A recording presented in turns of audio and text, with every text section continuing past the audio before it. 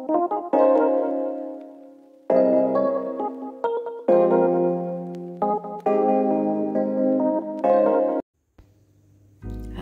assalamualaikum warahmatullahi wabarakatuh. Selamat datang di channel Hera Aira.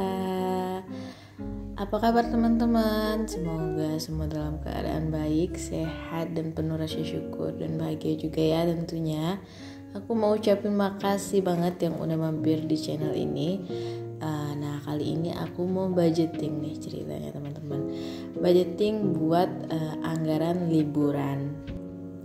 Nah, sebelum lanjut ke budgetingnya, teman-teman, kalau yang belum subscribe, jangan lupa subscribe dulu ya untuk bantu perkembangan channel aku. Dan subscribe itu gratis loh teman-teman, jadi nggak usah susah ya nekan tombol subscribe-nya.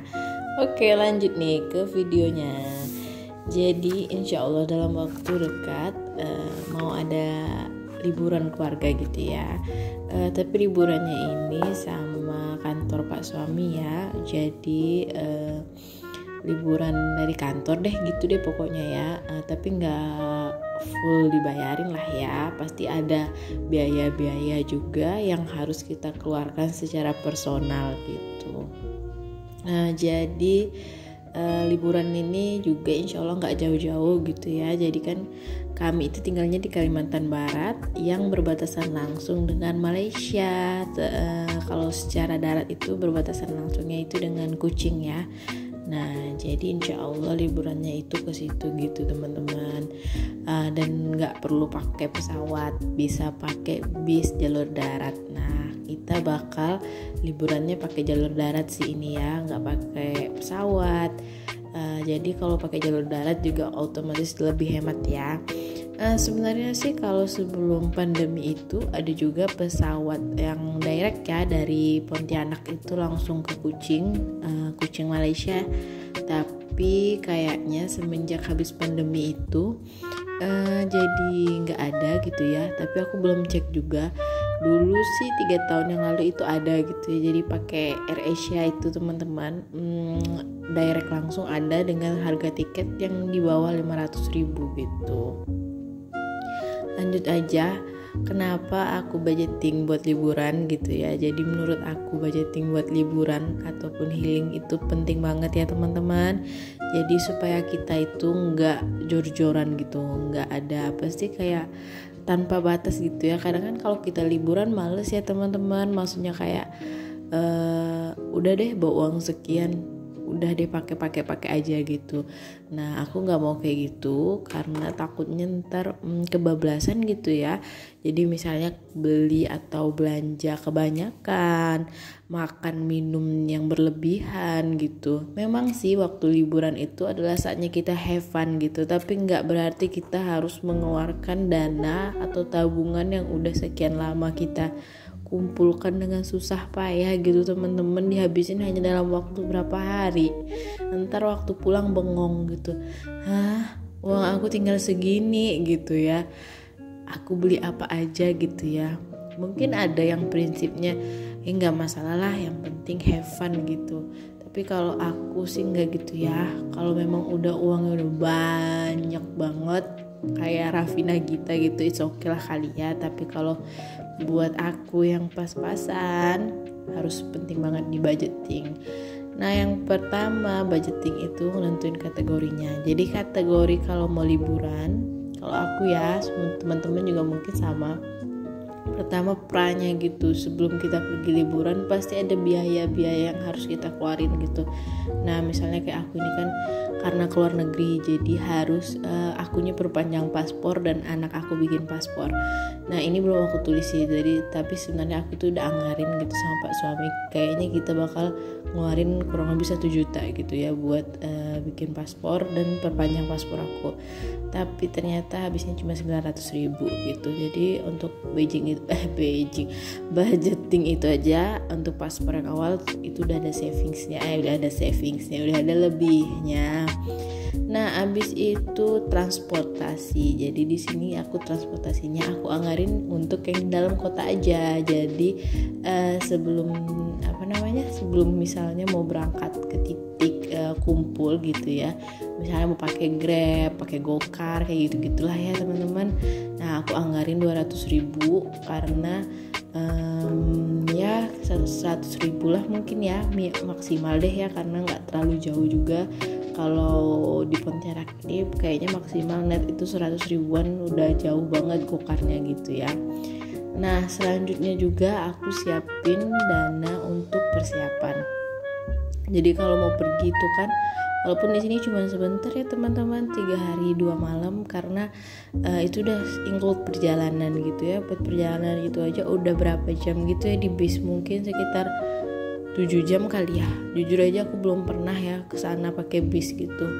Nah, jadi nggak terlalu lama sih di sana, tapi kan kita butuh persiapan, apalagi kalau bawa anak kecil. Jadi minimal kayak misalnya beli cemilan, terus beli abon misalnya, atau apalah gitu ya, makanan yang bisa kita bawa tapi kering, bisa buat dia. Jadi nggak takutnya makanan di sana itu dianya nggak suka, nggak cocok, yang kayak gitu-gitu ya. Jadi persiapan itu penting banget. Nah, terus misalnya kayak kalau misalnya mau beli obat-obatan pribadi, nah itu yang kadang kelupa gitu ya, kalau kita mau siapin dana buat mudik, buat liburan ataupun traveling gitu. Jadi kita kayak biasanya fokus, yang kita selalu pikirkan itu yang pertama pasti kita mikirin biaya transportnya, biaya penginapannya, tapi kadang kita lupa tuh biaya-biaya persiapan sebelumnya. Apalagi kalau misalnya perginya misalnya ke tempat yang khusus, misalnya ke tempat yang dingin gitu ya, kita harus beli jaket, beli sarung tangan, topi segala macam kayak gitu-gitu ya. Jadi harus disesuaikan banget deh teman-teman. Nah, selanjutnya juga aku siapin budget buat makan di sana. Jadi karena kalau pagi kan ditanggung hotel ya, buat malam aja sama siang gitu, dan itu hanya berapa hari. Aku budgetingnya 500.000. Semoga cukup ya, semoga nggak over budget. Terus buat saku, nah buat saku ini udah include buat oleh-oleh. Jadi di sini aku nggak ngupload oleh-oleh berapa, saku berapa, karena ya buat belanja deh pokoknya yang saku ini gitu. Nah, lanjut lagi jaga-jaga. Jadi jaga-jaga ini ya kalau misalnya ada yang over dikit ya, karena kalau pergi ke luar kan kita harus money exchange ya, tukar uang gitu.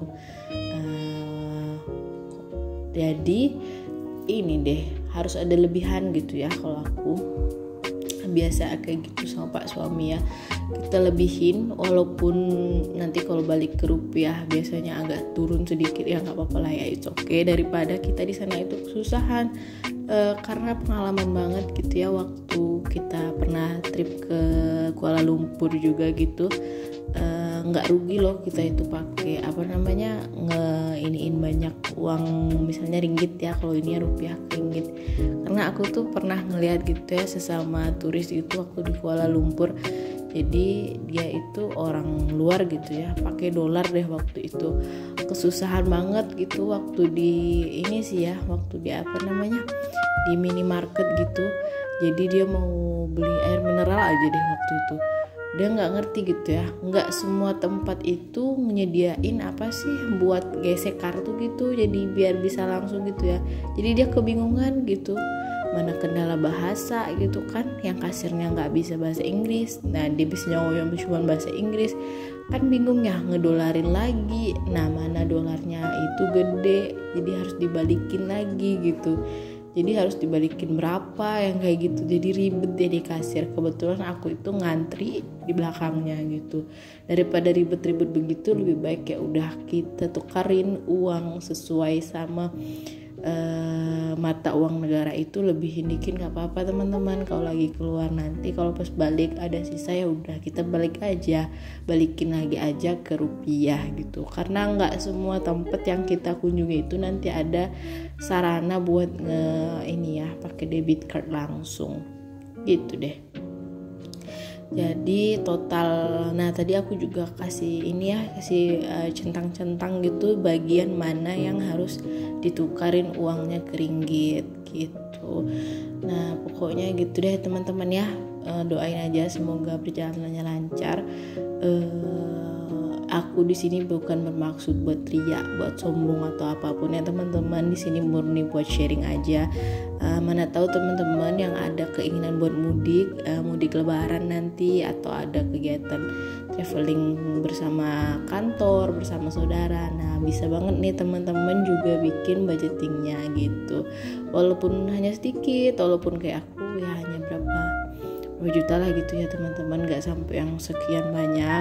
Walaupun perginya cuma personal, cuma diri kita sendiri, kita juga harus ngeplotin dananya kira-kira berapa. Jadi sebelum healing, sebelum traveling, jangan lupa budgeting supaya gak pusing ntar pulangnya ya, pusing bengong gitu mikirin kemana uangku gitu, sama supaya nggak kalap di sana teman-teman, di tempat yang kita datangin. Kalau kita ngerasa megang uang yang banyak banget, ntar kita kalap semuanya pengen kita beli. Oke, segitu aja deh video kali ini. Semoga bermanfaat. Jangan lupa subscribe ya teman-teman, dan maaf banget kalau ada kesalahan. See you in the next video. Bye bye.